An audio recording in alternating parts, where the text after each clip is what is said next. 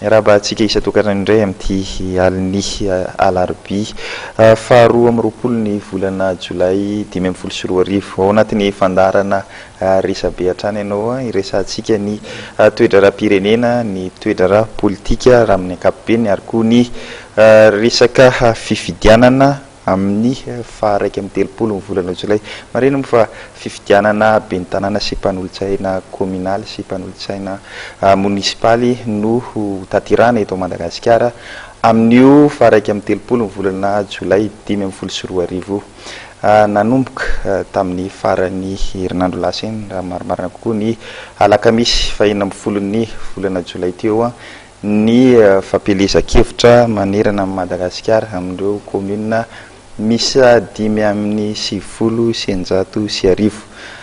Ao anatin'izay indrindra ary dia nanasa tamin'ity androan'ity ny fandarana resabe, nanasa ny Andriamatoa Paul Rabary, sekretera jeneraly lefitry ny antoko hery vaovao Madagasikara na ny HVM dia miarabanao Andriamatoa Paul Rabary ary dia sotranao avy hatrany nanaiky ny vahinay tamin'ity androan'ity. Ya miaraba ny matv isika, miaraba ihany koa ny mpijery matv rehetra ary miaraba nokana ny Andriamatoa Marc Zantsika androany. Eny ary dia misotranao Andriamatoa Paul Rabary. Ny HVM dia anisany nanolotra candidat liste na candidat misy 3,990 manerana Madagasikara amin'ireo commune 5,990. Inona ny anton'izay ary aiza ho aiza zao ny antoko hery vaovao Madagasikara manoloana izay fiatrehana ny fifidianana izay satria raha toka nanomboka ny fampelezan-kevitra dia somary ohatrany nangingina ny antoko hery vaovao Madagasikara. Raha ny tany amin'ny faritany dia eny hoe nisy ireo nakotrokotroka fa raha ny teto manodidina ny Antananarivo dia somary ohatrany hoe nangingina ny antoko HVM. Inona ny anton'izay? Ya amin'ny alalan'ity communal ity zany no dingana anankiray amaranantsika tanteraka an'ilay fampiarana an'ilay feu de route sy ny tetezamita zany. Ny antony mantsy tao anatin'ny feu de route dia nisy ny lamina ny amin'ny hoe atao ny élection présidentielle, atao ny élection législative dia tafiditra anatin'izay ihany koa ny élection communale. Tonga ny ato amin'ny famaranana an'ilay dingana isika amin'ny fikarakarany élection communale dia ny antoko HVM, antoko hery vaovao Madagasikara, izay atoko manohana ny fitondrana, manohana ny filohan'ny repoblika fa tsy atoko ny fanjakana akory dia nametraka candidature manerana nosy satria araka nyresahanareo teo dia eo amin'ny commune roa amin'ireo commune rehetra manerana nosy dia ireo commune roa reo ihany no tsy nanolora ny HVM, antoko politika HVM candidature mandeha mitokana fa tamin'ireo commune anankiroa reo dia niditra tao anatin'ilay hoe plateforme zany ny antoko HVM. Ka dia ianao moa ny teny ahoana moa ny fandehan'ny fampelezan-kevitra amin'ny ankapobeny manerana nosy dia azo lazaina fa velona ary dia miasa mety tsy hitantsika amin'ny fampitam-baovao no ny antony maro samihafa fa dia miasa mihetsiketsika ary tena azo lazaina hoe atoko manana natao hoe herizika tokoa ny antoko HVM manerana nosy zany. Amin'ny commune anankiroa izay nisafidianina hoe plateforme politika no atao dia mandray anjara maviditra anatin'io plateforme politika io ny antoko HVM raha hoanina Antananarivo manokana satria ny anisan'ny hojerenitsika moa zany ao anatina analyse maro samihafa ny hoe ahoana ny commune Antananarivo renivohitra dia amin'ny Antananarivo renivohitra zany ny antoko HVM dia manohana ny candidature ny Andriamatoa Hery Rafalumanana. Ao anatin'izay hoe fifidianana zay inona zany no ataoko hoe andrasany ny atoko HVM ao anatin'ny fifidianana zay ary inona no ataoko hoe fanamby apetrakareo amin'ny avy amin'ny antoko hery vaovao Madagasikara manoloana nyity fifidianana ity? Ny antoko HVM tamin'ny nananganana azy dia mizara ny foto-kevitra voalohany amin'ny hoe fampandrosoana moderna mirindra any Madagasikara manerana nosy iaho satria zany fampandrosoana moderna sy mirindra izany dia tokony fantatra sy ho tsapa sy ho resy misy vokatra hatrany amin'ny faritra maro samihafa manerana nosy ihany. Ary izay indrindra izay foto-kevitra izay indrindra no nanosehana no nanampiana no nanentanana ireo mpiara-mitolona rehetra manerana nosy ny amin'ny hoe tsy maintsy itsika mandray anjara amin'io fifidianana communal io. Amin'izay foto-kevitra izay no ihany koa ny atrehana andreo commune anankiroa dia eto Antananarivo moa zany fitaratra eto Antananarivo ary fitaratry ny fotom-pisaina ny HVM mihitsy eto Antananarivo. Tsy hoe akory tsy manana candidat ny HVM eto Antananarivo fa ny foto-kevitra ny joroan'ny HVM dia ny hoe foto-kevitra tsy manidy varavarana, manokatra varavarana miara-miasa amin'ny olona rehetra ary Antananarivo amin'ny mareny vohitra Madagasikara izy dia tsy maintsy naseho izay foto-kevitra izay. Afaka nanolotra candidat amin'ny anaran'ny tena manokana ny HVM fa ny safidy kosa ary tsara tsy pihara izay ao amin'ny tantaran'ny Madagasikara sy amin'ny tantarany atoko politika misy eto Madagasikara fa voalohany ao amin'ny tantara ny hoe misy atoko manohana ny fitondrana ary akaikikaiky kokoa ny filohan'ny repoblika kanefa tsy nanolotra olona. Ny antony izay dia farak'izay tsotrany amin'ny hoe tokony ho hitantaratra eto Antananarivo eto amin'ny commune urbaine eto amin'ny fifidiana eto Antananarivo ny fotom-pisainan'ny antoko HVM dia antoko misokatra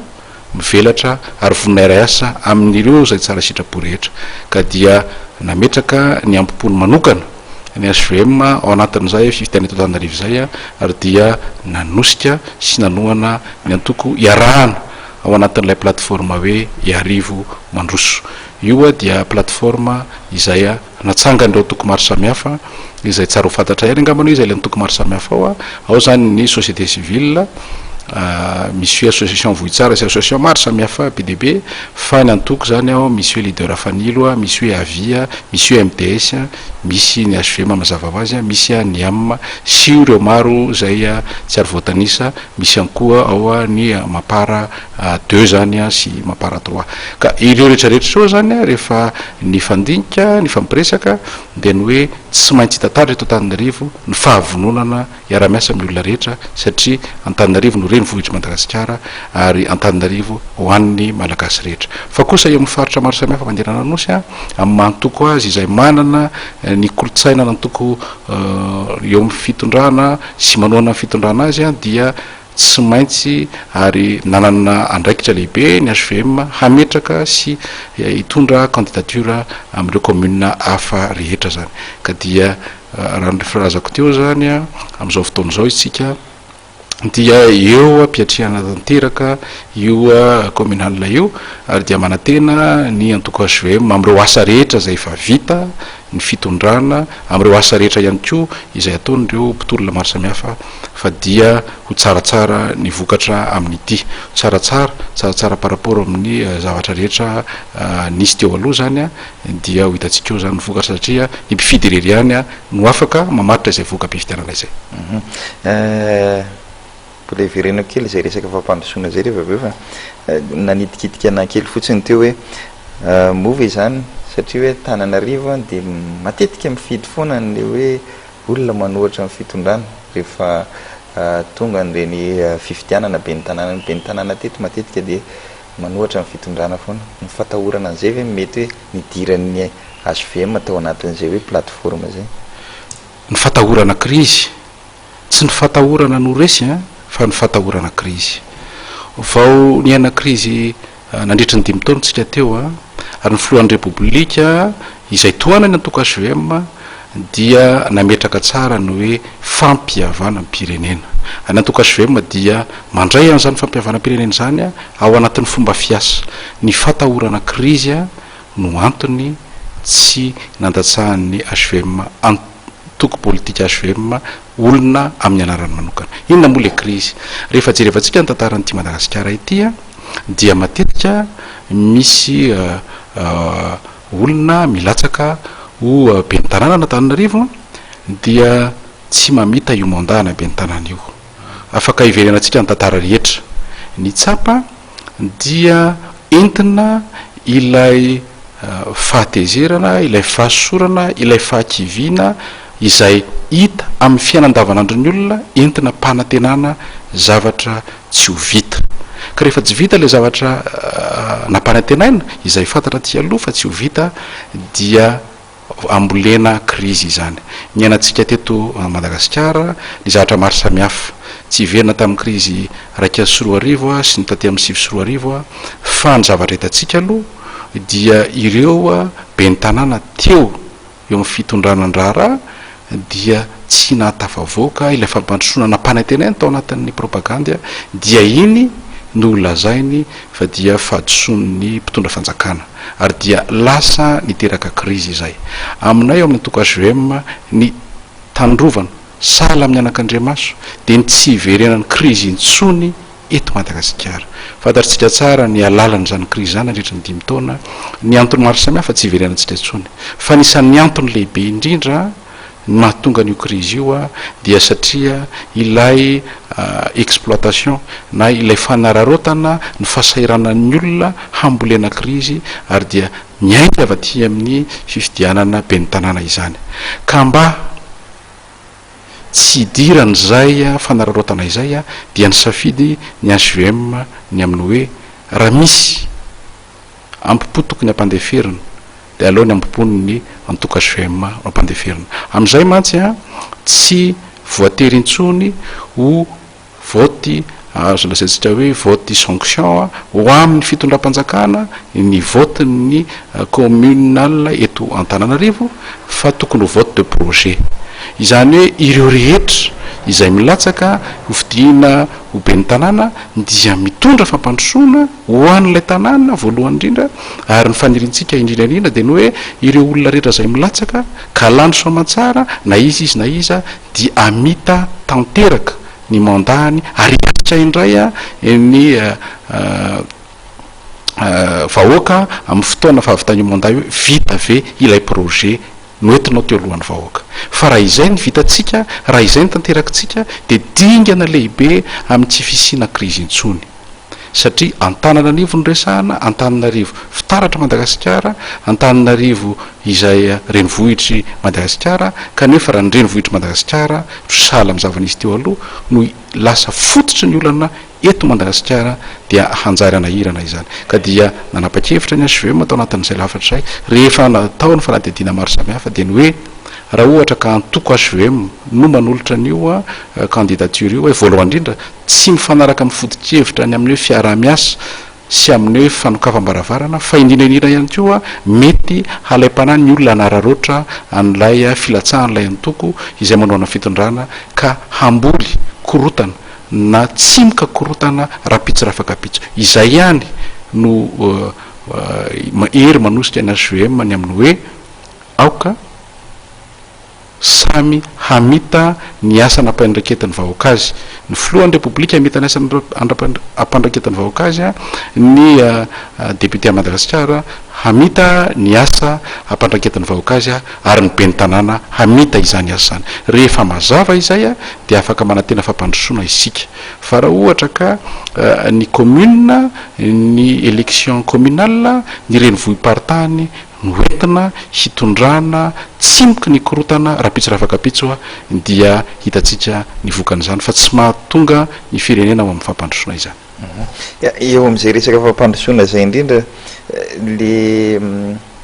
moa hoe hiandry an'io hoe ataoko hoe vita fifidianana io vao hoe ho avy le hoe ataoko hoe grand projet zay hoentin'ny fitondrana ankehitriny ny tazantenaina hoe aorinan'izay fifidianan'izay hoe dia mba hisokatra ny rehetrarehetra. Ary tiako olana anankiray Andriamatompolo Rabary rehefa matetika zany ny tokony fitondrana no mitondra amina tanàna anankiray dia mahazoazo vahana kokoa noho ny amina commune anankiray zay hoentina olona lany tamin'ny antoko hafa mety isy fe zay hoe ataoko hoe clivage zay rehefa toka ho vita zay fifidianana zay. Ny amin'ny hoe andeha isokatra amin'izay ny varavara ny fampandrosoana vitan'ny communal dia anisan'ny singa anankiray tsy azo tsinitsiniavina izany. Ny antony a ny fitondram-panjakana fohy be zany a mametraka ny planina ho amin'ny fampandrosoana ny firenena amin'ny alalan'ilay PND mandamina ihany koa ny rindranasa rehetra amin'ny alalan'ilay PMO na plan de mise en œuvre, fa kosa ny vokatra izany ifotony dia tsy maintsy arahana amin'ny ben'ny tanàna, na ben'ny tanàna iza na ben'ny tanàna iza no lany eo a dia efa mivonona sahady ny fitondram-panjakana amin'ny fiarah-miasa amin'izy ireo.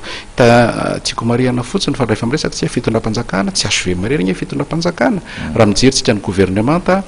dia tafiditra ao anatin'ny gouvernemanta ny mampara 2-3 ohatra ny tafiditra anatin'ny gouvernemanta ny MTS, ny AKFM fanavozana, ny tokony ombonezaka na ny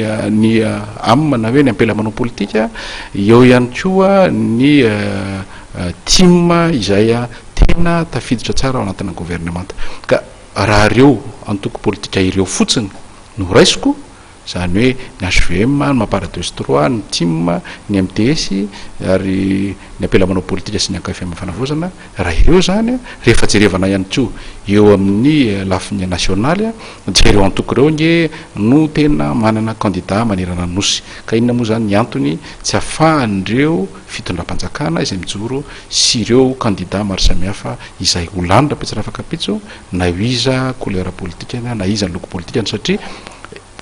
Madagasikara anjevantsika. Rehefa miresaka Madagasikara isika dia miresaka ny ponina ho aminy, ary rehefa miresaka ponina ho aminy tsika dia miresaka ny ben'ny tanàna izay izy no kitro ifarany fampandrosoana. Tsy misy fampandrosoana ho tanteraka eto Madagasikara raha ohatra ka atao tsinitsinina na tsinitsiniavina na dia ben'ny tanàna iray azy, ka azy dia afaka matoky izany tsika fa dia ny fitondram-panjakana ny izany izy ho ben'ny tanàna lany eo raha fampandrosoana no commune ny resaka dia eo ny fitondram-panjakana. Raha resaka hafa moa dia resaka hafa indray zany resaka mety hoe resaka hafa ve zo satria hoe anisany hoe somary manana toko hoe olana amina antoko politika hafa ny antoko HVM am'izao, tsy haiko na ho amarinonao zay na ho disonao zay fijeriko zay, satria somary entitrentitra ihany ny filohan'ny antoko HVM taoriana ireny fametrana ireny motion de censure nitsipahana ny gouvernemanta tsy lany noho izy iny ka aiza ho aiza am'izao fotoana zany ny fifandraisan'ny antoko ery vaovaon'ny Madagasikara amin'ireo antoko politika hafa izay ataoko hoe misy ireo miara misalaminareo ao anatin'ny gouvernemanta, fa misy ihany koa ireo mpanohatra ny fitondrana izay mijoro am'izao fotoana zao. Ya tsara ny fipetraka ilay fanontaniana, ary indraindray moa mila hitondrana fanazavana ihany izy io, satria ny adihevitra politika hoentina eto amin'ny sihatry ny anao manjery samihafa amin'ny zavatra atao sy tena atao ao anatina fitondram-panjakana. Maka ohatra zao anatina gouvernemanta ny resahako teo dia misy atoko politika maro samihafa. Averiko indray mba ho tadiditsika rehetra, ao zany ny HVM, ao ny MTS, ao ny team, ao ny mampara 2 sy mampara 3, ao ny ampelamanao politika sy ny antoko maro samihafa sahala amin'ny AKFM fanavozana. Izany hoe ireo atoko politika notononoko ireo dia tompona andraikitra feno amin'ny fandehanana na tsy amin'ny fandehanana raharaha eto Madagasikara. Averiko indray ny ireo atoko politika rehetra dia tompona andraikitra feno na amin'ny fandehanana na tsy amin'ny fandehanana raharaha eto Madagasikara. Ary rehefa ao anatina gouvernemanta ny akanjo mantoko politika moa zany dia tsoahana rehefa miditra anaty gouvernemanta, fa satria gouvernemanta no resahana dia ny antoko politika sy ny olona antoko politika dia membre ny gouvernemanta. Tsy misy mihitsy ao akory amin'ny titre hoe ministre HVM na ministre team na ministre MTS, fa dia ministre amin'ny gouvernemanta ny Jean Ravelonarivo zany. Ka ao anatin'izay no mila fanontaniana sy fanadiadiana, ary ny fanontaniana nge raha ny tena marina tsy aty amin'ny HVM no mipetraka, satria ny HVM aloha hatreto sy ny gouvernemanta aloha hatreto dia tsy mbola namoaka na nandroaka ministra tao anatiny. Ny tena marina raha miara-miasa daholo izay rehetra, fa kosa ireo antoko politika manan'olona ao anatin'ny gouvernemanta no tsara metrahana fanontaniana. Raha etsy andaniny ianao manana olona ao anatin'ny gouvernemanta, etsy ankilany ianao manao motion de censure na manao vote na déchéance, ny foto-kevy dehibe ao anatin'izay fanontaniana izay dia ny hoe raha matsapan'izany ny tompona andraikitra maro samihafa eo anivon'ny solotenan'ny solom-bavam-bahoaka zany a dia inona ny hevitriny mihoatra amin'ireo fisin'ireo olona ao anatin'ny gouvernement zay ny fanontaniana tsara mipetraka ka matoa moa zany ireo olona ireo a mbola ao anaty gouvernement dia voalohany mbola ikeny fitondram-patsakana ny fisiny ao anaty gouvernement ary faharoa dia miara-tompona andraikitra zany ka dia any amin'ireo antoko politika nanao an'izany votina motion de censure zany a sy zany votina déchéance zany tsara mipetraka amin'ny fanontaniana hoe tsy andaniny ianareo a manao votina motion de censure tsy kilany a ianareo mbola ao anaty fitondrana dia ianareo zany no tokony mitondra fanazavana ny amin'izay fa itsika kosa dia zavatra ray ny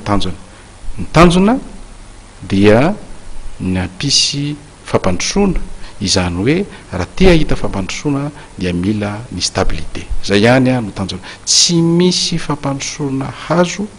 antenaina ao anatina korotandava ary naseho'ny vahoaka malagasy tamin'ireny fotoana sarotra nandalovan'ny firenena ireny zany a ny amin'ny hoe ny vahoaka malagasy a dia nipetraka hotony sy mpijery ny adila sy adevitra politika izay nasehoan'ny mpireo politika zay fampandrosoana zay afaka manome fepitoana ve zany nareo mba hisy zavatra ho tsapahitanana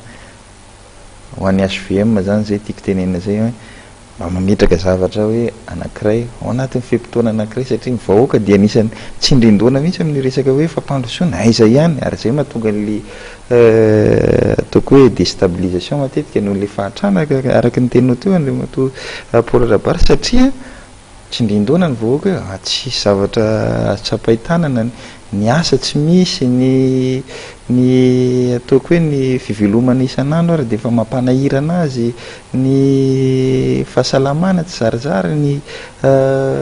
fianarany ankizy manahirana azy zay zavatra zay zany hoe raha ohatra zany ho anareo HVM ve mety hoe mametraka fepitoana ve nareo amin'ny 2016 tsika mety misy ataoko hoe ta ohatrohatran'izao mety ho hitatsika na hoe amina taona 17 dia efa mety hoe misy filoha teo aloha zay mantsy ny teny hoe ananakatrela daholo ny vahoaka malagasy izy izy asana manao an'izay koa zany nareo fa io aloha tsy tanteraka zay fampanantena amin'ny filoha anankiray teo aloha zay tena marina fantaninao ary mahatonga atsika mieritreritra lalina ny amin'ny dikany hoe fampandrosoana ny fampandrosoana mantsy a dia misy ny fohezaka ny azo atao izao dia n'izao ihany raha misy fanapa-kevitra tokony raisina izao dia izao a dia tokony raisina izao dia izao anisan'izany any fanapa-kevitra amin'ny hoe ady atao amin'ny ireo mpanondrana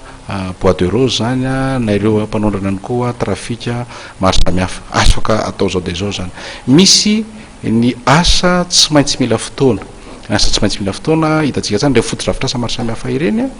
dia mila fotoana maharitra voalohany indrindra amin'ny fametrahana n'ilay plan de financement dia amin'ny faminaovana ihany koa ny plan d'exécution misy kosa ny asa fampandrosoana izay azo atao hoe hita ao anatin'ny roa na telo taona dia reny zany a tsy maintsy jerevana sy fakafakaina amin'ny alalan'ireny marodrefy reny a eo ny azo atao androany eo no miandry roa taona na telo taona ary eo a no tena mila fotoana mihitsy raha miteny ianao hoe manome fepitoana inona ny antoko HVM ny antoko HVM aloha dia voalohany indrindra dia mametraka fa ny mandat an'ny filohan'ny repoblika dia ao anatin'ny 5 taona izany hoe ny fampanantenana sy ny dina nataon'ny filohan'ny repoblika tamin'ny vahoaka malagasy dia ao anatin'ny 5 taona no ahafahana mitsara azy mitsara mihitsy satria rehefa milatsaka hovidina fanondroa ny filohan'ny repoblika zay apetraka ny lalam-pandrinana zay fahafahany zay a dia eo izy zany mangataka hoe vitako na tsy vitako ny contrat nataoko taminao ry vahoaka ny dina nataoko taminao ka dia mila mandat vaovao ah eo amin'ny solombavam-bahoaka ihany koa dia sahala amin'izay satria samy manana an'izay a mandat izay izany hoe isika rehetra zany tompony ndraiky mpanjakana rehetra indrindraindrindra ny olom-boafidy a dia tsy maintsy manana ao an-tsaina ilay a limity ny mandat zany eo a no ahafahana mijery todika ny vita sy ny tsy vita io mantsy afaka tany saina io hoe zao ny vita zao ny tsy vita kanefa tena afalatsaka lalina ny firenena andrezany 5 taona ary efa no lazaina ombenombeny hoe rehefa tafaverina ao amin'n'ilay ordre constitutionnel rehefa vita ny fividianana dia sahala amin'ny hoe ho vita ny problema. Hitantsika nefa amin'izao fotoan'izao fa tsy vita ny ray andro ny manarina ny zavatra simba sy potika nandritra ny 5 taona eny mandritra ny 50 taona izay nazotsika amin'ny fahaleovan-tena azy. Ny faharoa kosa nefa dia zao hoe tsy maintsy hita taratra kosa ao anatin'ny fiainan'ny olona, ao anatin'ny tokantrano, ao anatin'ny fiarahamonina ny ezaka rehetra izay efa nanomboka natao ary ny lalana tokony izorana rapitso rafakapitso. Iny zany ilay resantsika hoe eo amin'ilay vina tsy maintsy apetraka mba ahafahan'ny olona mijery ny marodrefo hoe ity dingana ity kosa efa mba vita dia avy eo mankany amin'ny dingana ambombony kokoa isika. Ka izany rehetra izany dia ametrahantsika ny amin'ny hoe raha fampandrosoana marina ny resantsika dia tsy maintsy zany misy marodrefy sy maso ijerevana azy. Ny maso voalohany dia ny zavatra vita tao anatin'ny foezaka ary ny zavatra mbola tsy maintsy atao satria lavitra sy lalina loatra ilay toerana misy ny firenena tena taraiky loatra isika ary dia rariny hitsiny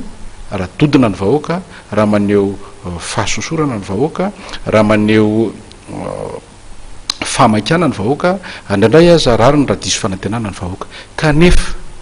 tsy ny fahadosoan'ny vahoaka ny fanantenana tsy ny fahadotona ny vahoaka no handeha hiverenatsika any amin'ny korotana maro samihafa satria izay indraindray no karazany hoe oentin'ny mpanao politika maro samihafa hambolena tsy mikakorotana. Raha maka sarisary teny dia sahala amin'ny hoe nisy loka nandrahoana ny vary sy loka indraindray tsy mitovy ny fahamasahany. Vary vetivety dia mora masaka, loka arakaraky ny loka indraindray mila tenena elaela dia tonga ao an-trano azany fanoana amin'ny atoandro eo ambony latabatra eo lay eo ambony fatany eo lay vary efa vita dia mieritreritra ny hinan-doaka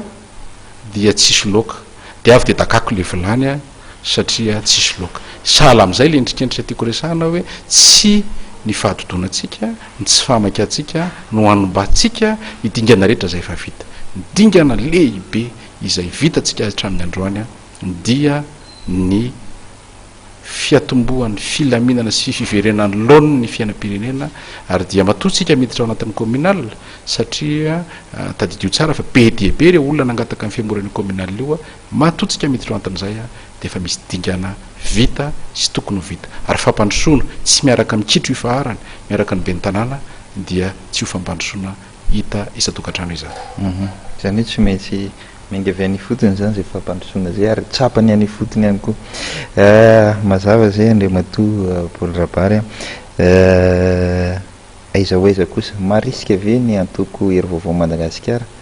hiditra amin'le hoe dinan'ny fandraisana andraikitra na le hoe pacte de responsabilité izay voafaritry ny didina voakany fitsarana avy momba lalam-panorenana tamin'ny 12 ny volana Jona lasa teo. Ia tao anatin'ireny savorovory ireny moa zany dia naka-hevitra nanaka ny fanapaha-kevitra na fandidiny ny fitsarava momba lalam-panorenana ireo député na solombavam-bahoaka tamin'ny alalan'ireny zavatra maro samihafa ireny zany na le ataontsika hoe vote na motion na déchéance iny zany efa namoaka didiny ny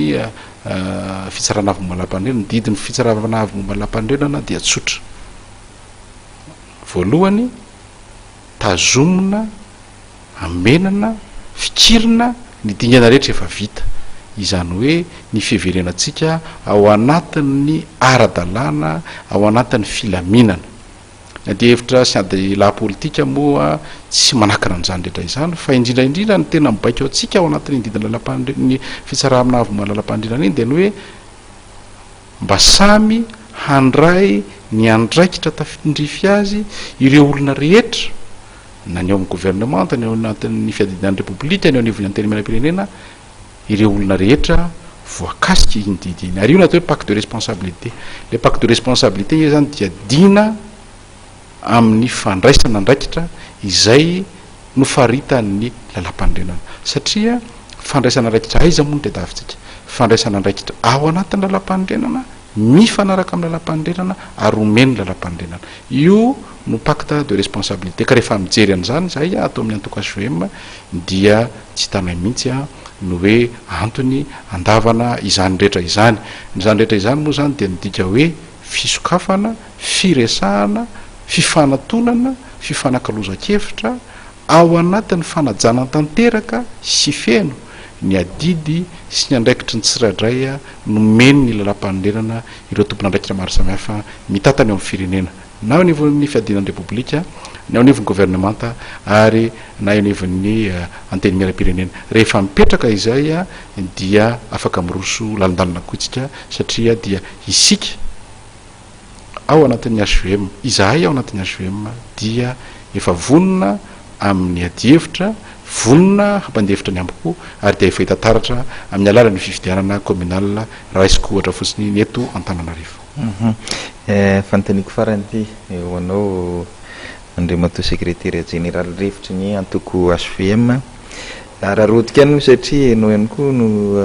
ainao ihany koa dia membre ao anatin'ny gouvernement, mpikambana ao amin'ny gouvernement. Anisan'ny ataoko hoe fitaraina nataondreo mpanao politika sasatsasany hoe ny avy eo amin'ny antoko HVM dia manery mpiasa-panjakana hiditra ao anatin'ny antoko, manery mpiasa-panjakana hifidy ny lisitry ny antoko HVM ao anatin'le fifidianana. Ahoana tsara ny fanazavana hoentinareo avy eo amin'ny antoko HVM manoloana an'izay hoe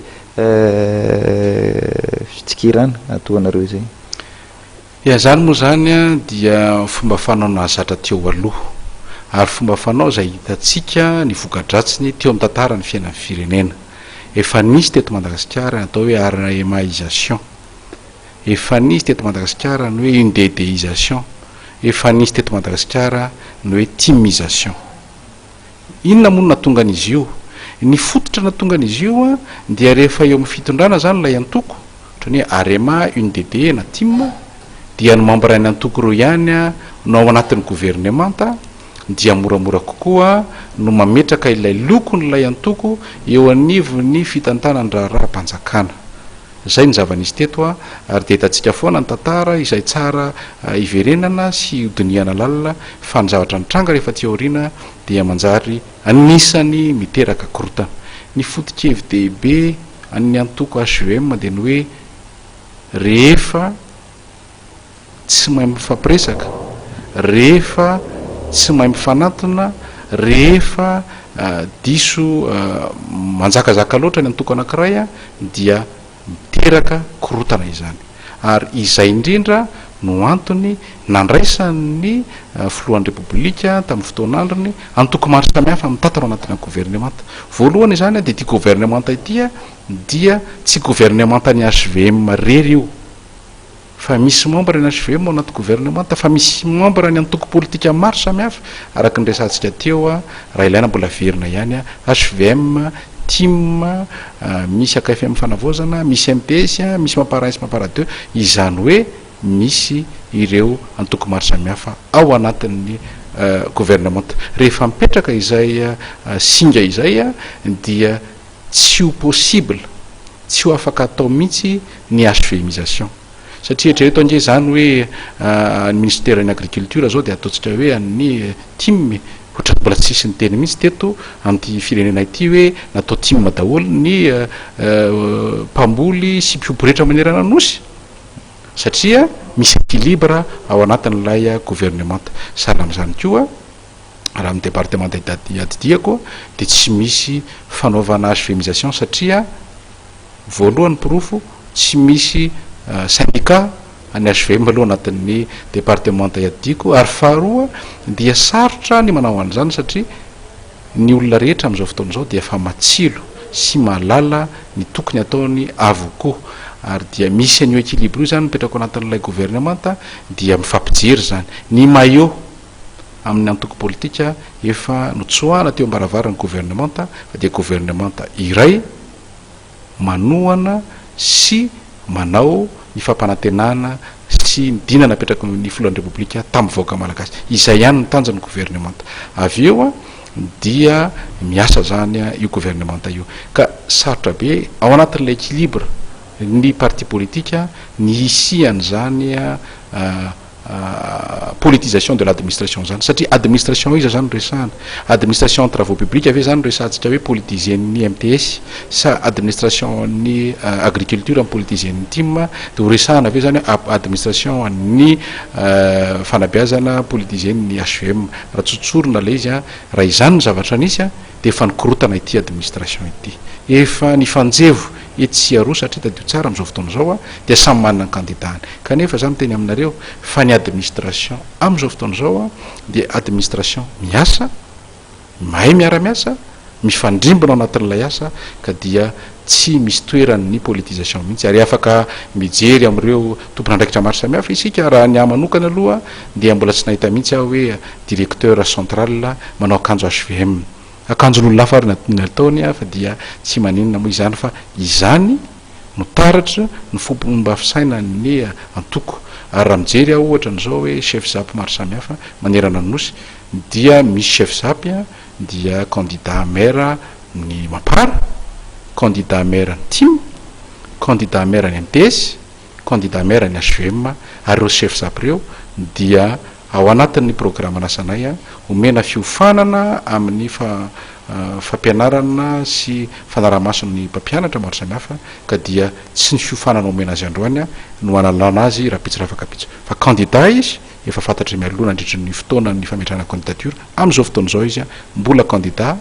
ary dia rapitso rafakapitso raha tany ty moa izy lany maire dia manao ny asan'ny maire raha tany tya tsy lany maire fa dia mbola iara-iasa amitsika satria ny administration sy neutralité ny administration dia zava-dehibe loatra ary ny fanekena fidirana antoko politika maro samihafa ao anatina gouvernementa dia fanekena ihany koa ny visina hevitra maro samihafa afaka ampiadina aminatin'ny ady hevitra malalaka ao anatin'ny fitantanany raha-mpanjakana satria ny hevitra tsy azo raha tsy amin'ny olona eny ary mamaraparana amin'ny fandarantsika